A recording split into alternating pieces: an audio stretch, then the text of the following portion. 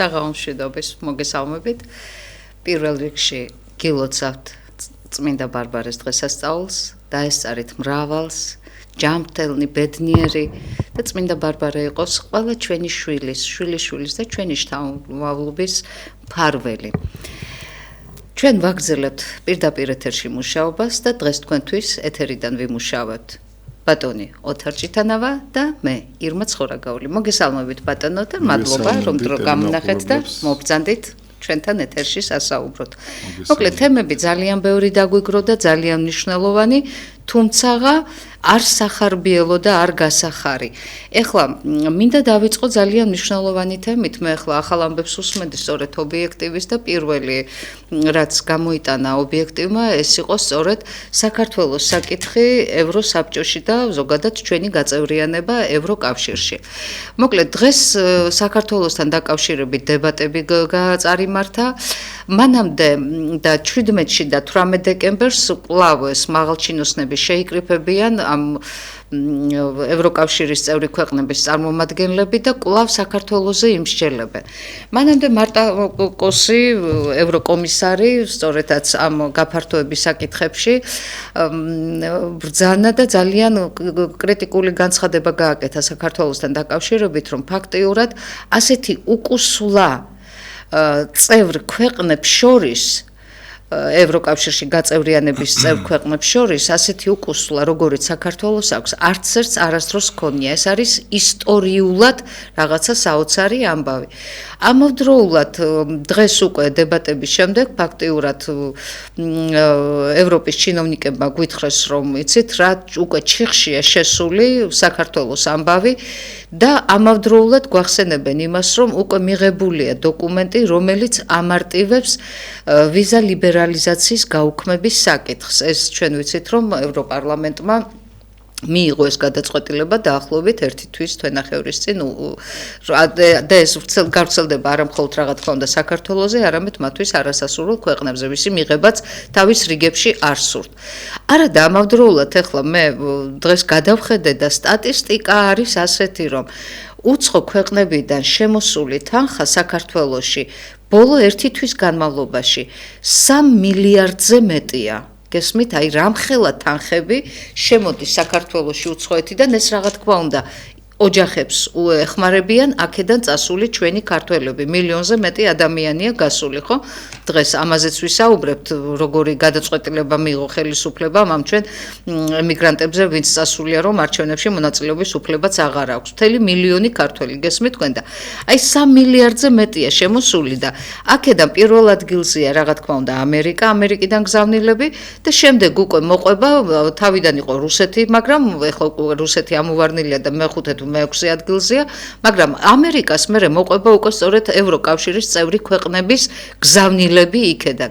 აი როგორ ფიქრობთ, თუ კი მართლა ჩვენ აი ესე კარი მოგვეკეტა, თუ კი ხელისუფლებამ რაღაცა გამოსავალი არ მოძებნა, თუ მართლა ასეთ სუდად დასრულდა, რასაც ჩვენ ხედავდა, რასაც გვეუბნებიან და გვახსენებენ ყოველ წუთში, რომ ევროლიბერალიზაციას წაგართმევთ და აღარ გექნებათ, იმიტომ რომ თქვენი ხელისუფლება ამას არ იმსახურებს და მოკლედ ასე ჩიხში შეგიყვანათ, როგორ ფიქრობთ, ახლა ის მოსახლეობა, ვინც სრულად დამოკიდებულია თავის ოჯახის წევრებზე, როდესაც ამხელა შემოსავლები შემოდის, თქვათ უცხოეთიდან.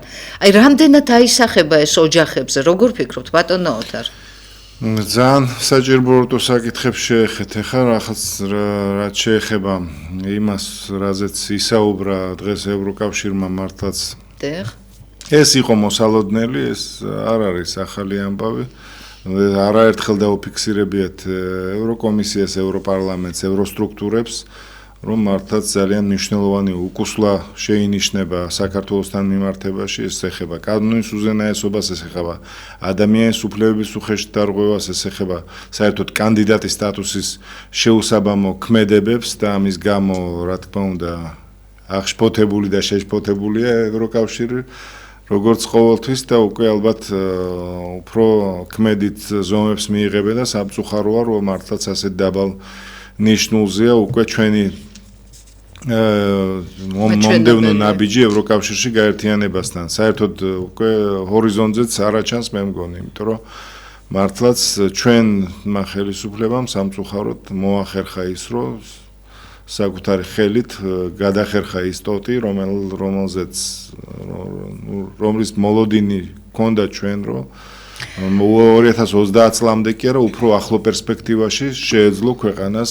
კი, მაგრამ ხელისუფლება უტიფრად გვიმტკიცებს, რომ 2030 წლისთვის ჩვენ ევროკავშირის წევრი ქვეყანა ვიქნებით. და აქ არის მართლაც ძალიან მნიშვნელოვანი ბევრი რამ, იმიტომ რომ ჩვენი მართლა ძალიან ჩვენ დიასპორის 2/3 სწორედ ევროკავშირის ქვეყნებში ცხოვრობს და მუშაობს და იქიდან აგზავნის ხელფას საერთოდ ჩვენ ევროკავშირთან ყველაზე დიდი სავაჭრო ბრუნვა გვაქვს ჩვენი ექსპორტის 70% სწორედ ევროკავშირის ქვეყნებზე მოდის და მართლაც ეს მრავალი მილიარდი როგორც ახსენეთ თქვენ იქ არის ძალიან დიდი წილი სწორედ ევროკავშირის, მაგრამ აქ ზოგიერთი წარმომადგენლისგან ხელისუფლების ვგებულობთ, რომ რა მე ამით სახელმწიფო არაფერს არ იღებს თულმე. ის ხალხი, რომელიც აქ აგზავნის ამ ფულს, მათი ნათესავები აქ რაღაცას ყიდულობენ, ხო? ის რასაც ყიდულობენ, ის ყველაფერი დაბეგრილია. და იქიდან მიდის სახელმწიფო ბიუჯეტში. რა არის აქ ძალიან მარტივად არის, ხო? რა თუნდა ამას ეს არ არის რაღაც ენიგმა რომ რაღაც გაუგებარი იყოს ადამიანისთვის, მაგრამ ბევრს არ ესმის ეთყობა რა მნიშვნელობა აქვს იმ გზავნილებს ჩვენი ბიუჯეტისთვის და იმისთვის რომ რაღაცნაირად ჩვენმა ქვეყნის ეკონომიკამ ცოტა იმუშავდეს და ამუშავდეს, ხო? და თვითონ ეს ოჯახები როგორ ზარალდებიან, ხვდებით ახლა? ამ ოჯახებს უკვე როგორც გავიგეთ ბოლო რამოდენიმე თვის განმავლობაში გვესმის რომ ხმის უფლებაც აღარ აქვთ უკვე დღეს უკვე დაჩქარებული წესით მიიღეს. აქ ზოგიერთებს გონიათ რომ ეს ხალხი არის ფულის ბანკომატი, რომელიც მას უნდა აგზავნოს მხოლოდ და მხოლოდ და ყველა სხვა დანარჩენი უფლება ამ ხალხს უნდა ჩამოვართვათ. ეს ხალხი უნდა გაიგოს ყველამ, ეს არის ყველა ისეთივე თანასწორ უფლებიანი, როგორც აქ თბილისში იქნება ბათუმში, ზუგდიდში, ნებისმიერ ადგილას ცხოვრები ქართველი. უბრალოდ გასაჭირმა წაიყვანა, ესეც ვის უნდა დავაბრალოთ ახლა, ხო? ქვეყანაში ჩვენ რო ვერ შევქმნით ის პირობები, რომ ჩვენი ხალხი დაგვემაგრებია აქ. რა თქმა უნდა. იმიტომ გაჭირვებით მიდის ხალხი აქ დალხენილი, იქ არავინ არ მიდის და აი ახლა ზუსტად დღეს და ბევრჯერ დაგვაზარალა სხვათა შორის ამ წასვლებმა საუკუნეების განმავლობაში, როცა მტერი ხედავდა, რომ გარკვეულ რეგიონებში დიდი სიცარიელე იყო, ის შემოდიოდნენ და იკავებდნენ ადვილი მისაღწევი და ასაღები იყო ის ადგილები. ზარია პირდაპირ ეთერში, მოგესალმებით ისაუბრეთ. გამარჯობათ. მოგესალმებით. გალბატონო ირმა. ბატონო. ისა, თქვენი საუბარი ეს გავიგე რომ თქვენი ძმა აწამეს და მეგონი ისა საკაშურის დროს. დიახ. ციხეში. ხო. გარდაიცვალა, რა? დიახ. ხოდა, ხوارდაიჭირეს ეს ბანდიტები ეს ფულელები. ბატონო ჩემო, აი სწორედაც ვინც ამ საქმეებს აწარმოებდა და მაშინ მხოლოდ გამოძიებელი იყო, დღეს უკვე პროკურორებად და მოსამართლეებად გვევლინებიან, ასე რომ დაიჭირეს კი არა, მთელი ვერტიკალი დაწინაურებულია. კი ბატონო. და ეს არა მხოლოდ ჩემი ძმის ამბავზე, ეს ზოგადად ყველას ეხება. ეს ხომ ქართული ოცნების ხელწერა. ყველას ეხება, ალბათონო. კი. კი ბატონო. აი, მოდიშვილი გენაცვალე. მადლობა გენაცვალე, მადლობა. ბატონო ოთარ, თან ახლა ნახეთ დღეს დაჩქარებული წესით პარლამენტმა მიიღო კანონი, რომლის მიხედვითაც უცხოეთში მცხოვრებ ქართველს აღარ აქვს უფლება ხმა მიცეს არჩევნებში მიიღოს მონაწილეობა. ანუ ჩვენთან არჩევნები რო ტარდებოდა, ისევე ჩვეულებრივ იქ იხსნებოდა უბნები, საარჩევნო უბნები და ქართულმა ოცნებამ რომ ნახა რომ მილიონამდე ქართველია წასული საზღვარგარეთ და ბოლო არჩევნებში რომ მან თვალნათლივ დაინახა რომ იქ 1000-ობით კილომეტრს გადიოდნენ, იქ ისე კი არ არის რომ ჩვენ ყველა სახლის კუთხეში რომ საარჩევნო უბანს გვიხსნიან რომ ოღონდ მივიდეთ და ახლოს იყოს და ხმა მივცეთ ქართულ ოცნებამ როგორაც ჩაატაროს ეს არჩევნები. იქ 1000-ობით კილომეტრის გავლა უწევთ ადამიანებს რომ მივიდნენ და შემოხაზონ მათთვის სასურველი პარტია და იცით რომ ბოლო არჩევნებში მათ ქართულმა ოცნებამ მეოთხე ადგილი დაიკავა უცხოეთიდან შემოსული მონაცემებით. აი ამაზე გაბრაზებულმა და გაჯავრებულმა თქვა ახლა თქვენ არაჩვეულებრივად აღნიშნეთ. მე რა რომ იქ ცხოვრობენ ისინი ჩვეულებრივად ჩვენი თანამოქალაქენი არიან, ქართველები არიან და ჩვეულებრივად უნდა ვიგულოთ რომ აქ არიან. პირიქით ბოდიში ჩვენგან რომ ვერ შევქმენით, მაგრამ ჩვენ რა შუაში ვართ ხელისუფლებამ ვერ შექმნა ის პირობები, რომ ის ადამიანები აქ დარჩენილიყვნენ. რისთვის წავიდნენ? წავიდნენ რომ სახლი იყიდონ, რომ ქუჩაში ყავთ შვილები დარჩენილი, იმისთვის წავიდნენ რომ შვილებს ასწავლონ, იმისთვის წავიდნენ რომ მოხუცებულ მშობელს იქ პურის ფული აღარ აქვს და იქედან გამოგზავნოს. იმისთვის წავიდნენ რომ სამსახურს ვერ შეულობს, რომ ეს ყველაფრით უზრუნველყოს თავისი ოჯახი. ამას რა მოყვა? მოყვა ის რომ უპატრონო დარჩენილი ბავშვები, რამდენი გზა საგვიცდა. მაშინ როდესაც ხელისუფლებამ ეს ნარკოპოლიტიკა ასეთი მარტივი გახადა და ადვილი ხელმისაწვდომი გახადა ეს ნარკოტიკი. ასე უპატრონოდ ბავშვები, ეს შემთხვევით კი არ არის რომ სტატისტიკა ამას მოწმობს რომ უკვე ამდენი ნარკო მომხმარებელი ყავს, ხო? სწორედ აი იმ პერიოდის ბავშვებში, ვისი მშობლებიც სასულები არიან. რამდენი ოჯახი დაინგრა, როდესაც ოლქმარი ერთად არ არის, ხო? ამაზე ვინ აგებს ყველაფერზე პასუხს? რამდენი ოჯახი გაუბედურდა? რამდენი მშობელი ისე გარდაიცვალა, რომ საკუთარი შვილი წლების განმავლობაში ვერ ნახა? მარტო იმიტომ, რომ ხელისუფლება მიაქ იმის გამო, რომ შემომიტანოს ისეთი ინვესტიციები, რომ ფაბრიკა, ქარხნები გამიხსნას და მიაქ დამასაქმოს, მიწებს მიყიდის და პირიქით მეუბნება თუ არ მეთანხმები, მაშინ ადექი და წადი საზღვარგარეთ ბატონო და თქვენი თქმის არ იყოს, რაც მეტი თანხა შემოვა ახლა იქედან, მით მეტი დაიბეგრება და მით მეტი შევა იმ ბიუჯეტში, რა თქმა უნდა მას ეს აწყობს. ანუ ხელისუფლება პირდაპირ გვეუბნება ჩვენ არ მოგწონს და წადი. გვეუბნება რომ არანაირი სარგებელი იმ გადმორიცხულ ფულს სახელმწიფოსთვის არ მოაქო. არა აქვს არანაირიო. ეხლა კიდევ ზარია და გავაგრძელოთ ყველა ამ თემაზე საუბარი. მოგესალმებით პირდაპირ ეთერში ბრძანდებით. დაუწიეთ ტელევიზორს ნოუსმენთ. პირდაპირ ეთერში ხართ. პირდაპირ ეთერში ხარ, დაუწიეთ. გაითიშა, ვერ გაიგო. აი სწორედაც ახლა მიდის ტვინების გადინება. უკვე 2-10 წლეულია ფაქტიურად მიდის ტვინების გადინება ქვეყნიდან. აი წარმოიდგინეთ მშობლები, რომლებიც აი ასე ოჯახებს მოწყდნენ, წავიდნენ და წლების განმავლობაში რა დამცირებას, რა წვალებას გადიან. სულ სხვა სპეციალობის და სულ სხვა პროფესიის ადამიანები იძულებულები არიან იქ შავმუშებად იმუშაონ, რომ გამოგზავნონ აქ ფული, რომ ბავშვმა ისწავლოს. და ამ დროს ეს ნასწავლი ბავშვი აქ რომ ადგილს ვერ პოულობს და სამსახურს ვერ პოულობს, მერე ახლა ეს ბავშვი მიდის საზღვარგარეთ. მაგრამ ეხლა ნახეთ ხელისუფლებამ რა გააკეთა. ხელისუფლებამ კვლავ დაჩქარებული წესით გუშინ მიიღო კანონი სწორედ ამ საგანმანათლებლო სისტემასთან დაკავშირებით. ძალიან ბევრი კანონები მიიღო, მაგრამ ძალიან საყურადსაღებოა ერთი და მინდა რომ ჩვენ სწორედ ამ თემაზე ვისაუბროთ. მოკლედ, ქართულმა ოცნებამ თქვა, რომ 2026 წელს ვინც ჩააბარებს ბავშვი სახელმწიფო უნივერსიტეტში, აბსოლუტურად ყველა დაფინანსდება და იქნება სწავლა უფასო. მაგრამ ის ბავშვები, რომლებიც გრანტს მოიპოვებენ, მაგრამ კერძო უნივერსიტეტებში იქნებიან, მაგათ ეს გრანტი არ შეეხებათ და მოუწევთ იქ საფასურის გადახდა. ეხლა ხელისუფლება გვეუბნება, რომ მეო ვაუქმებო დუბლირებულ ფაკულტეტებსო, ანუ სხვადასხვა უნივერსიტეტებში რამოდენიმე უნივერსიტეტს დაუტოვა მარტო სამართალმცოდნეობა, ერთი ქალაქი, ერთი ფაკულტეტი. ეს იმას ნიშნავს, რომ ბუნებრივად ყველა ბავშვი ეცდება, რომ სახელმწიფო უნივერსიტეტში მოხდეს და ამ დროს ხელისუფლებამ თქვა, რომ კვოტას თუ რამდენი ბავშვი ჩაირიცხება უნივერსიტეტში, ამას მე ვაწესებ, უნივერსიტეტი არ აწესებს. მე ვიტყვი, რომ ბაზარს სჭირდება ამდენი და ამდენი და ყველა დაიწყებს ჩაბარებას ამ კერძო სახელმწიფო უნივერსიტეტებში, იმიტომ რომ კერძოში ვხედავთ, რომ თანხებია და რამხელა თანხებია გადასახადი, ხო? შესაბამისად, კონკურენცია იქნება ძალიან დიდი, ერთ ადგილზე რამდენი ბავშვი მოვა. ეს უკვე იმას ნიშნავს, რომ შემცირებული ფაკულტეტები, შემცირებული კვოტა, ანუ უსწავლელები უფრო მეტი. ეხლა ბავშვი, რომელიც ვეღარ ჩაირიცხება, ვეღარ ისწავლის, რჩება ესე უსწავლელი. პირველი ის, რომ ვიღებთ უსწავლელ თაობას. მეორე ის, რომ ხელისუფლებამ თქვა, რომ მეო სტუდქალაქებსო რუსთავსა და ქუთაისში ავაშენებო, ანუ ცენტრიდან ამ ბავშვების გადატანა ხდება, გაყვანა ხდება რაღაცნაირად, რომ აქ მობილიზებულები აღარ იყვნენ. მე ეს უსწავლელი ბავშვები, იძულებულები იქნებიან, რომ უკვე იმ დედასთან თუ მამასთან წავიდნენ საზღვარგარეთ, კვლავ სამსახურისთვის, იმიტომ რომ აქ თავისი ცოდნით ისინი ფაქტიურად დიდი არაბის შავი მუშა იყოს და მეტი ვერაფერს სამსახურს ან თურქის, ან ირანელის, ან ჩინელის, სხვა სამსახურს ის აქ ვერ იშოვის, ამიტომ იძულებულია წავიდეს ისევ იმ თავის მშობლებთან და აი ასე ხდება გადინება მოსახლეობის.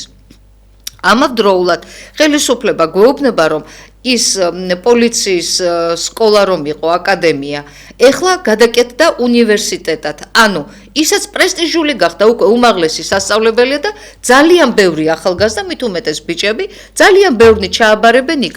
ანუ იქვე მდებარებენ სრულად ამ საგანმანათლებლო სისტემას, იქვე მდებარებენ ამ ახალგაზრდობას, სელექცია მიდის. ვიღაცებს ჩარიცხავენ, ვიღაცები წავლენ იმ სკოლაში, იმ აკადემიაში, ვიღაცები და უდიდესი ნაწილი კიდევ წავა საზღვარგარეთ გავა. აი ასეთი რეფორმა მიიღო ქართულმა ოცნებამ. აი როგორ ფიქრობთ თქვენ, ეს რამდენად მისაღებია, რაც მეტი ქართველი გავა თქვენი თქმის არ იყოს, კაცო ყოველთვის მტერი ეძებდა დასუსტებულ და რაოდენობა შემცირებულ მოსახლეობას, რომ ადვილი დასაპყრობი ყოფილიყო და რა შეიძლება ამან გამოიწვიოს კიდევ ერთხელ, აი ისედაც მილიონამდე ადამიანია გასული საქართველოდან.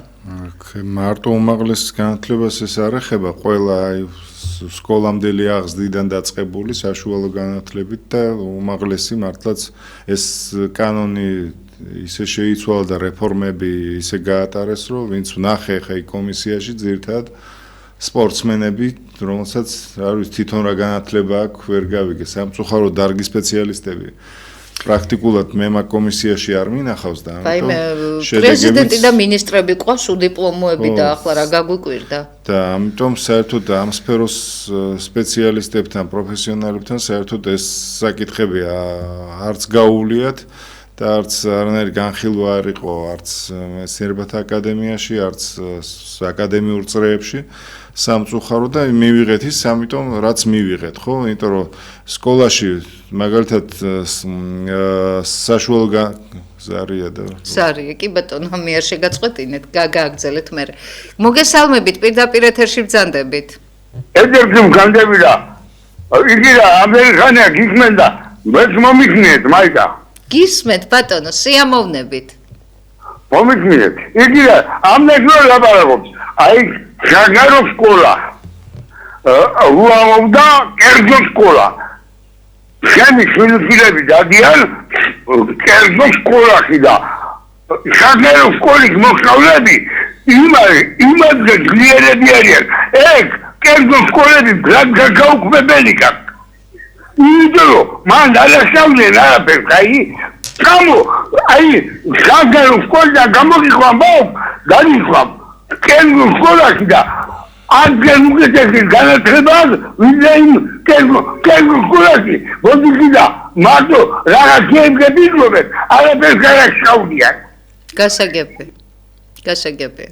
და მართალი ბრძანდება ბატონო, იმიტომ რომ კერძო სკოლაში თან იმხელა თანხებს იხდიან, რომ აი ცდილობენ ბავშვს აქ თუ არა ცოდნას, ყველა ღებულობს ათიანებს. ოღონდ ბავშვი არ წავიდეს სკოლიდან და ასეთი მეთოდები. რა საინტერესო ფაქტი აღნიშნა, საჯარო სკოლიდან გამორიცხულებიო კერძო სკოლაში მიდიანო, ანუ საჯაროდან გამორიცხულია რაღაცის გამო, ხო და ამიტომ კერძო ოღონდ კი მივიდეს ბავშვი, მართალიას ყველაფერი თანხებთან არის დაკავშირებული და ის რეფორმა ახლა რაც სკოლებში ჩატარდა, რა ვიცი, ვერანაირად ვერ აწევს განათლების ხარისხს, ეს უნდა მინდა იცოდეს ხალხმა, იმიტომ რომ აქ მოტივირებული არ არის პირველ რიგში მასწავლებელი, რომელსაც ძალიან დაბალი ხელფასი აქვს. ყველაზე დაბალი ხელფასი სტატისტიკურად ეხლა კვლავ გამოქვეყნდა სტატისტიკური მონაცემები და კვლავ ამ აკადემიურ ნაწილს აქვს, სწორედ ამ პროფესორ მასწავლებლებს აქვს ყველაზე დაბალი. ყველაზე მაღალი, ვისაც უნდა კონდეს ქვეყანაში ეს მეხანძრეებს, მაშველებს, სასწრაფოს,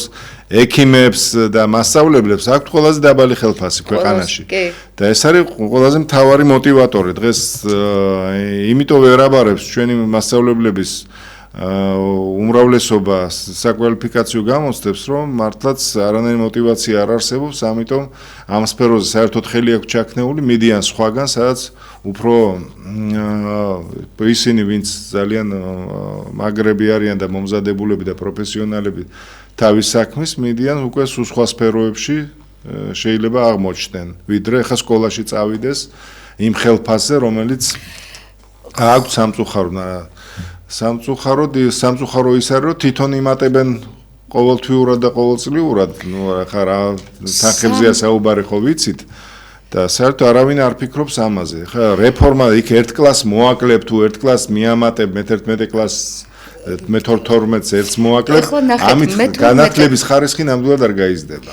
მე-12 კლასი სავალდებულო იყო და საჭირო იყო იმისათვის, აი კვლავ აი ეს არა, ეს უბრალოდ დამატებითი ბარიერია, ხა ეს მე-12 კლასი იცით რატომ იყო? ბოლონიის პროცესის მიხედვით, რომელსაც იყენებს ევროპა და ევროპული განათლება ითვალისწინებს ამ ბოლონიის პროცესს და 12 წლიან განათლებას, აი ამისთვის, რომ აქ 12 წელი გავლილი ბავშვი უკვე თავისუფლად აბარებდა მერე უკვე ევროპაში. ჩვენ ბოლონიის პროცესს შეუერთით 2005 წელს და ამ პერიოდიდან დღემდე ძალიან ყველა კმაყოფილი იყო ყოველ შემთხვევაში. ხო და აი ეხლა უკვე 11 წელი დამთავრებული, უკვე ევროპაში ვეღარ ჩააბარებს, გესმით? და აი ესაც ეს ცალკე უნდა ეძებოს სასწავლებელი, რომ 12 ის რომელიც 12 წლიანია. ვისაც უნდაო წასვლა, ესეთი რა. კი, ვისაც უნდა წასვლა, მას შეუძლია.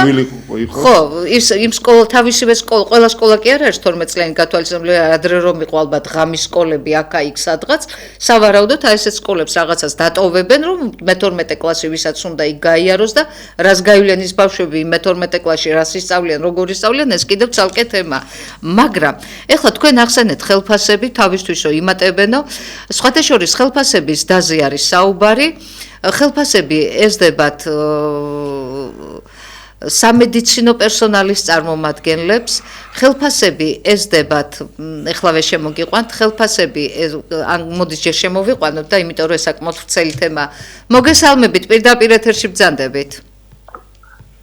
გამარჯობათ. გამარჯობათ. გილოცავთ დღევანდელ დღეს. ყველა მართლმადიდებლს პირველ რიგში ქართველს და მე ყველა ჩვენი ხალხის მოყვარულ. გაიხარით. ციტყვი თავიდან მზის ქვეშ ადგილის მოპოვებაზე ყველა ოცნებობს. ეს ერთი აქსიომა არის უკვე კაცობრიობებში ძალიან ცუდი.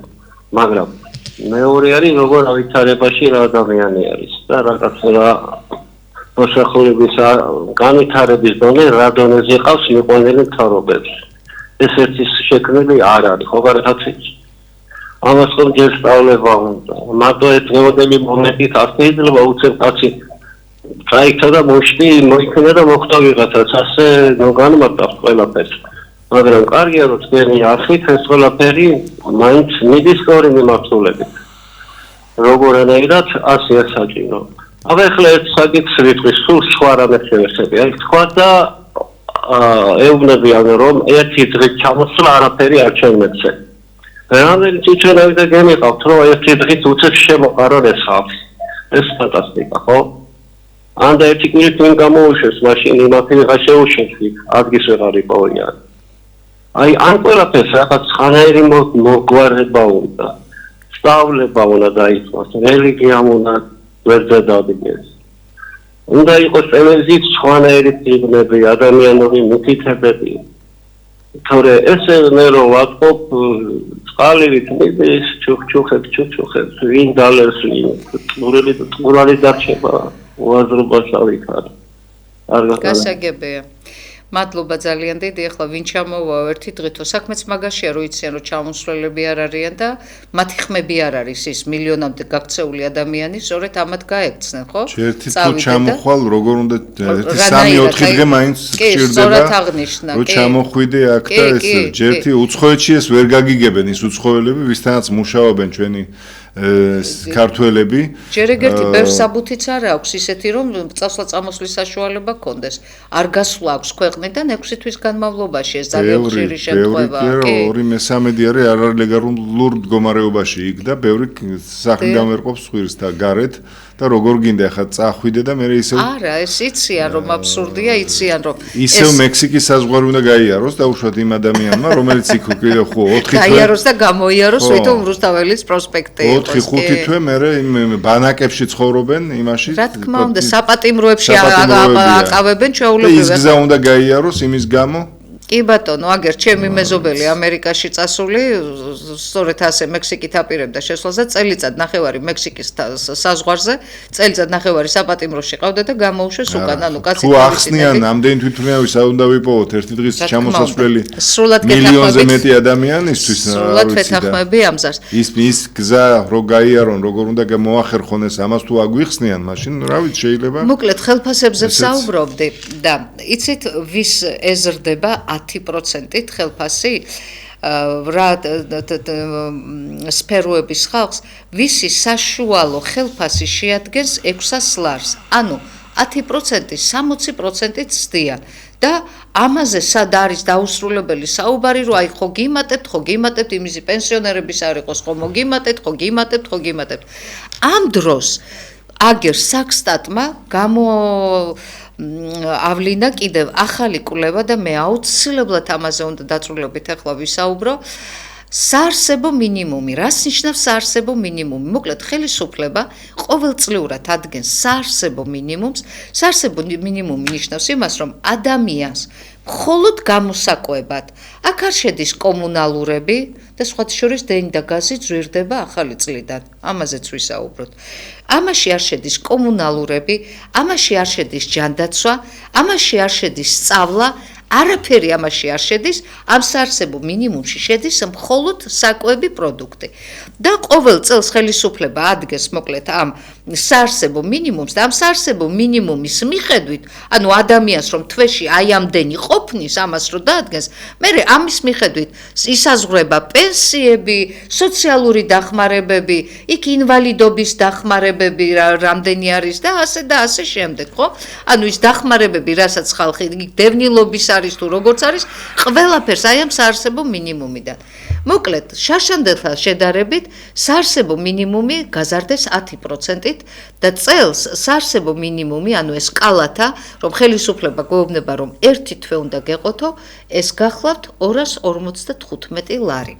ეხლა მე თქვენ გეტყვით, როგორ გაანაწილეს ეს 255 ლარი. ჩვენ ხო ვამბობთ, რომ ეს უიმე ძალიან ცოტაა და არ გვეყოფა და ხელისუფლებამ დაგვითვალა და გვითხრა, რომ დღეშიო 2700 კალორიაზე მეტი არ უნდა მიიღოთო, გასუხდებითო, ულამაზოები იქნებითო და ამიტომო აი ესე უნდა გადაინაწილოთო პურიო თვეშიო 7.5 კილოგრამი, ანუ დღეში გამოდის 250 გრამი.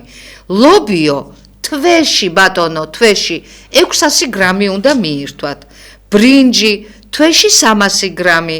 მაკარონი თვეში 450 გრამი, მეტი არ მოგივიდეთ. ღორის ხორცი თვეში 300 გრამი. ქათმის ხორცი თვეში 600 გრამი.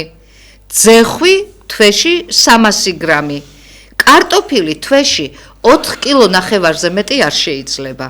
კომბოსტო თვეში კილო და 200 გრამი, მაწონი თვეში 750 გრამი და მოკლედ აი მთელი რაციონია ჩამოწერილი. ანუ გვეუბნება ხელისუფლება, რომ აი ეს კალორიებიო სრულიად საკმარისი არისო თქვენთვისო და აი გრამებით გამოგვითვალა და ეს არის პირდაპირ საოცარი, რომ ლობიო თვეში 600 გრამი და ბრინჯი თვეში 300 გრამი, და ისა ხორცი 300 გრამი თვეში. თვეში ეს დღიურზე ხომ არ არის ლაპარაკი.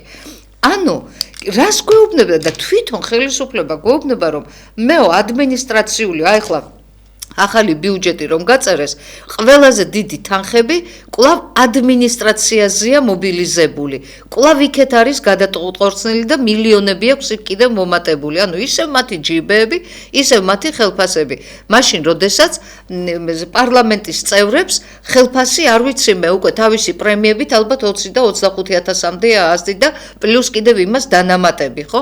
აი და ყველა იქ მაგათი წასვლა, წამოსვლა, ეს ყველაფერი დაფინანსებული, ეს ყველაფერი ხომ გაწერილი, ანუ თვეში ჩვენ დეპუტატი საშუალოდ გვიჯდება 20,000 ლარი და ამ დროს ხელისუფლება მეუბნება რომ 300 გრამი და 200 გრამიო ეს გვითვლის ამას აი როგორ ფიქრობთ ხალხი აი ამას როდემდე მოითმეს არ ვიცი ჩვენ წლებია ვიძახეთ რომ მინიმალური ხელფასი ქვეყანაში უნდა იყოს 1000 ლარზე ნაკლები არ უნდა იყოს და ეს შეუძლია ჩვენს ბიუჯეტს და აქვს ამის შესაძლებლობა მით უფრო როცა იძახიან რომ ორნიშნა ეკონომიკური ზრდა არის ქვეყანაში და უკვე 100 მილიარდს გადააჭარბა სახელმწიფო ბიუჯეტმა ამის საშუალება არსებობს რომ ეს დაწესდეს აუცილებლად და ეს უნდა მოხდეს საკანონმდებლო დონეზე. ზარია კი პირდაპირ ეთერში შემოვიყვანოთ. მოგესალმებით პირდაპირ ეთერში ბრძანდებით. ალო გამარჯობა. გამარჯობა. გილოცავთ რევანდელს რაულ დაესწარი. მადლობა თქვენთან ერთად. ისრაელის მათრო და ხალხო. ჩვენ ამ პაროვა ხოთაიობას ატომელებას არ აქვს. ეს ხო პროექტია, ხო გამოსწრაფ მამეთქენ ძალოები გამიცახილე ერთი ფასეკეთი გაუკეთებია თამას საერთი და საკაცროს არაფერი ეგარს გაგდებული არაა და უბრალოდ ისინა ალიო ისეთი კიდევ ხოთელი ძიებაა ჩვენ არ მაგის ვარება ხოთელი გავყაროთ ან კიდე გადავერჩო აქტენები აი ეს არის ყოველთვის შეძლებობა ისე ხოთელი ძიება საერთოდ კარგად გამოდებს გაიხარეთ, მადლობა გენაცვალე. ნამდვილად ეხლა თუ ხელისუფლების სვლა არ მოხდა, ხელისუფლება რომელიც აი ეს არის სასწაული. ამ დროს გამოდის ბატონი პრემიერი და გვესაუბრება რომ ჩვენი ეკონომიკური ზრდა, ეხლა ეკონომიკურ ზრდაზე საუბრობთ ბატონოთან. ეკონომიკური ზრდა იმდენად დიდია რომ თითო ადამიანზე წელიწადში მოდის 10,000 დოლარი. 10,000 დოლარი, როგორ მოდის წელიწადში 10,000 დოლარი, როცა თვიურად 255 ლარს მისაზღვრა. აი რანაირად, მაგრამ აქამდე ხომ გვეუბნებოდნენ, რომ ყველაფერი ძალიან კარგად არის, ევროპაში ჩვენ პირველები ვართ, თუ მეორე ადგილზე ვართ ეკონომიკური ზრდის ტემპით, ისე სწრაფად ვითარდება ჩვენი ეკონომიკა, მაგრამ ამ იგლ ჰილსთან დაკავშირებით, იცით თქვენ ამ დაახლოებით კვირანახევრის წინ მთელი ამბავი რომ ატყდა ამ იგლ ჰილზე და ამ არაბული ქალაქების მშენებლობაზე საქართველოში. პარლამენტის თავმჯდომარე პარლამენტმა მიიწვია პრემიერ-მინისტრი ბატონი კობახიძე, რომ აგვიხსენიო ეს იგლ ჰილსიო, რომ გავიგოთო, კარგია თუ ცუდია. მოკლედ გამოვიდა და თქვა თავისივე პირით, ღმერთო ჩემო, აი რა სამარცხვინოა, დღეს რო ამას ამბობ, ხვალ რომ იმას ამბობ. გამოვიდა და თქვა ჩვენო იძულებულები ვართ თუ ეს ინვესტიცია შემოვიტანოთო და ჩვენთვის ეს ძალიან კარგია ჩვენი ეკონომიკისთვის, იმიტომ რომ ჩვენო ეკონომიკური უკუსვლა გვაქვსო და ევროპაშიო ყველაზე ბოლო ადგილზე ვართო ეკონომიკური განვითარების თვალსაზრისითო. ანუ წინა დღისით მეუბნება ასეო იგლ ჰილსთან დაკავშირებით ილაპარაკა სიმართლე რაც არის რომ ჩვენ მართლა უკუსვლა გვაქვს და აი ასეთი გაუბედურებულები ვართ და გამოვიდა პარლამენტიდან და მეორე თუ მესამე დღეს კვლავ დაიწყო იმაზე საუბარი რომ ჩვენ გვაქვს ეკონომიკური წინსვლა და ეკონომიკური ზრდა. აი სად ტყუიან და სად სიმართლეს ამბობენ ახლა ესენი. ძალიან რთული გასარკვევია ეს ხა. მაგრამ ის პირველი თემა მინდა დავასრულო. ხელფასებთან და მინიმალურ ხელფასთან დაკავშირებით მართლაც ის რაც ჩამოვთვალე მე ეს ექიმები, მასწავლებლები და ასე შემდეგ რა დღეში არიან, ამას დამატებული კიდე ის ხალხი, ვინც მომსახურების სფეროში არიან, იქ ეს მაღაზიებში, რესტორნებში, ბენზოგასამართ სადგურებზე და ასე შემდეგ, რომლებთა ხელფასი არ აღემატება 500 ლარს და მუშაობენ, რა ვიცი, დღე გამოშვებით 24 საათი. აი მაგალითად ორნაბიჯში, რომლის მეპატრონეს ჟურნალისტური გამოძიების შედეგად 25 ბინა აღმოაჩნდა კომუნიკაციის ეროვნული ბიუროს ხელმძღვანელს და იქ თანამშრომელს ერთი თანამშრომელი ყავთ თუ ორი, რომლებიც ყველა ფუნქციას ასრულებენ. მოლარის, იქ დამლაგებლის, საწყობის მოწესრიგების, ამწონის და ყველაფრის და ამას და ამდენი ხანი, ესე იგი 24 საათი იქ და 500 ლარი გეყოფა, ეუბნებია მე პატრონები, იმას. მაგასაც არაძლევს საგამოცდო ვადით იყვანენ ერთი თვით ან ორი თვით და მე ეუბნებიან არ გამოგვადექი და მიბრძანდი. ამუშავებენ ის ზარია პირდაპირ ეთერში, მოგესალმებით პირდაპირ ეთერში ბრძანდებით.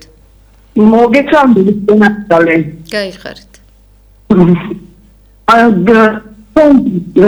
ყველაფერი კაპიტალისტ ცუდად ეხლა ასეთი რაღაცა ვიქრათ.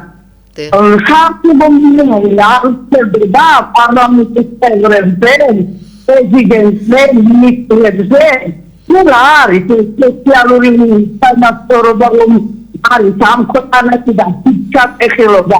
ისინი თერმა კოპია მოგვეცემთ როგორმე რომ გამომოგმოხდეთ კონსტიტუციაში ხატება რომ გურუნვა ხალხი და ნატოქეს პრава და აქ სოციალური სამართლობის დამკვიდრება. მადლობა ზარისთვის, თლად კარგად ვერ გავიგე, ცუდად ისმოდა თქვენი ხმა, მაგრამ გავიგე ის, რომ რატო მათზე არ ვრცელდებაო, ეს არსებო მინიმუმიო, პარლამენტარებზეო და მინისტრებზეო, რატო მათზე არ ვრცელდებაო, რატომ აქვთ ამ ხელფასებიო, რა თქმა უნდა, გეთანხმებით ახლა, როდესაც შენ 20,000 ლარი გაქვს ხელფასი და მე მეუბნები, რომ 600 გრამი ლობიო იკმარე მთელი თვის განმავლობაში, ეს არ ვიცი, მე უკვე მართლა ჩვენ უკვე აღარაფრად მივაჩნივართ კი არა, საერთოდ ვეღარც გვამჩნევენ, ვეღარც გვხედავენ, თვითონ არიან სახელმწიფო, თვითონ არიან ქვეყანა, ისიც არ იციან რა ქვეყანას და რა ტერიტორიას ფლობენ. იმის მაგივრად, რომ ჩვენი საზღვრები რეალურად დაადგინონ, რაღაცა მოლაპარაკებები დაიწყონ, რაღაცა სტატისტიკაც არ აქვთ ამათ, იმიტომ რომ რამდენი ჩვენი იქ დაკავებულ ტერიტორიაზე რამდენი ქართველი ცხოვრობს, ამის სტატისტიკაც არ არსებობს. მე ეს ხაზი, საოკუპაციო ხაზი იწევს და რამდენი ადამიანი იქეთ რჩება, რამდენი აქეთ, აი ყველაფერი, არაფრის სტატისტიკა ამათ არ აქვს, არაფრის.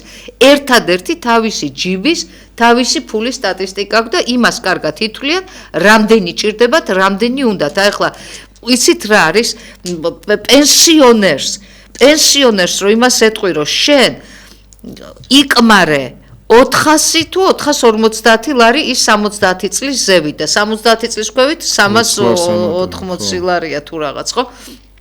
ამას რო ეთყვი, ადამიანს, რომელსაც ყოველდღიურად აუცილებლად წამალი ჭირდება, სხვა თუ არაფერი წნევის წამალი უნდა, ხო? აი ეს კორკსატროზე, ანუ ყველას რო ემართება, იმიტომ რომ ადამიანი რაც ასაკში შედის, ეს ბუნებრივი პროცესია და ეს ძვლების პრობლემა რო იქნება და ამის წამლები რო ჭირდება, რამდენი პრობლემა იქ ინსულტის განვითარების რისკია და შიშია, ხო? იქ ინფარქტის განვითარების რისკია და შიშია, თუმცა ამას ხელისუფლება გეუბნება, რომ იცი რა, აი ამ 400 ლარით შენ როგორც გინდა, რაც გინდა გააკეთე. აი თავის მშობლებს, თავის დედებს, თავის მამებს, პენსიონერები რომ ყავთ, არ დაეხმარნენ იმ თავისი 20,000 ლარიანი ხელფასებით და დაუტოვონ აი ეს 250 ლარიანი მინიმუმი 250 ლარი მისცენ და უთხრან რომ აი ახლა ეს არის საკმარისი და აი ამით იყვები, აი ამით იყავი. და ამავდროულად კობახიძე გამობრძანდა და თქვა რომ სოციალურად დაუცველებისთვისო ეხლაო სამსახურები აი კოვიდის შემდეგ უკვე ძალიან რთული პერიოდი რომ დაგვიდგა ფაქტიურად ყველა საწარმო და ყველა ობიექტი დაკეტილი იყო და ხელისუფლებამ თქვა ასეთი რამ რომ ჯერ კიდევ ღარიბაშვილი იყო მაშინ პრემიერ-მინისტრი და თქვა რომ ღარიბაშვილი კოვიდის დროს არა მე მგონი გახარია იყო უკვე ხო და თქვა რომ ისო ეხლაო ჩვენო შევიმუშავებთ თუ ახალ პროგრამასო და სოციალურად დაუცველებიო 4 წლიანი პროგრამა იქნებაო და 20,000 კაცო დავასაქმებთ თუ ჯერ 20,000 კაცი რა არის ამ სოციალურად დაუცველების მთელი რიგი და ჯარია ხო 700,000-მდე ადამიანი სოციალურად დაუცველია მე მგონი ხო და 20,000 ადამიანს დავასაქმებთ და დაასაქმეს იცით რაზე დამლაგებლებად იქ მეზოვებად, მესაფლავეებად, იქ მექანიკურად გააფორმეს სადღაც. აი მაგალითად თიანეთის სასაფლაოს 135 მომსახურე ყავდა, 135, ანუ ეს იყო ყველაფერი ფიქტიურად გაწერილი და აი ამ 300 ლარებს აძლევდნენ. რისთვის? იმისთვის, რომ კვლავ აი ამ არჩევნებისთვის ემზადებოდნენ და ამით აშინებდნენ. манипуляция იყო, რომ მე შენ ამ 300 ლარს მოგიხსნი სამსახურიდან გაგათავისუფლებ. ისინიც რა თქმა უნდა ყველა მიდიოდნენ და რა თქმა უნდა ამათ აძლევდნენ ხმას, ოღონდაც ის 300 ლარი არ დამთავრებულიყო. ეხლა ბატონმა კობახიძემ თქვა, რომ ჩვენთანო შრომის ბირჟაო გაიზარდაო, ძალიან ბევრი სასურველი ადგილიაო, ყველა კომპანია იმას შევისო, რომ მუშახელი არ არისო და ვერ პოულობენო თანამშრომლებსო, იმდენი სამსახურებიაო და ამიტომო პირადათო გადავხედავო მე ამ სოციალურად დაუცველთა სიასო და აუცილებლადო შევამცირებო, იმიტომ რომ რეალურად თუ ამდენი გაჭირვებული არ აყვავსო, რაც ბაზაში იგულისხმებაო და ეს პროექტიც 4 წლიანი იყო და სულ კარგად ბრძანდებოდა თუ ამ 300 ლარებსაც აღარ მოგცემთო. აი ამას გვეუბნება ეს ხელისუფლება და ეხლა ეს არის ხალხზე ზრუნვა და ეს არის ხალხის არჩეული ხელისუფლება, ეს არის ხალხისთვის მოსული ხელისუფლება, ეს არის ხელისუფლება, რომელიც ზრუნავს მხოლოდ საკუთარ თავზე, საკუთარ ჯიბეზე, თავის გადარჩენაზე და რამენაირად აი ეს ინტრიგები ეხლა რო იხლართება ქართული ოცნების შიგნით, რამენაირად იმ ინტრიგებიდან თავი დააღწიონ და თავი გაიტანონ. ყველაფერს აკეთებენ იმისათვის, რომ აი ეხლა სასწავლო პროგრამის არ იყოს, რომ რაღაცნაირად გაგვყარონ აქედან, მოგვიშორონ ბევრი და რაც შეიძლება მეტი უცხოელი შემოიყვანონ და გაყიდონ ყველაფერი, ყიდიან ყველაფერს. ეხლა პარლამენტის შენობა, 9 სამინისტრო, უნივერსიტეტის მეშვიდე კორპუსი, ჯავახიშვილის უნივერსიტეტის კორპუსი, ამაზე უკვე ტენდერები გამოცხადდება ძალიან მალე და გაიყიდება. კი, ჩვენი საეთერო დრო პირველი ნაწილის ამოიწურა, გემშვიდობებით სულ რამოდენიმე წუთით არ გადართოთ, შემოგიერთდებით სარეკლამო ჭრის შემდეგ. დროებით.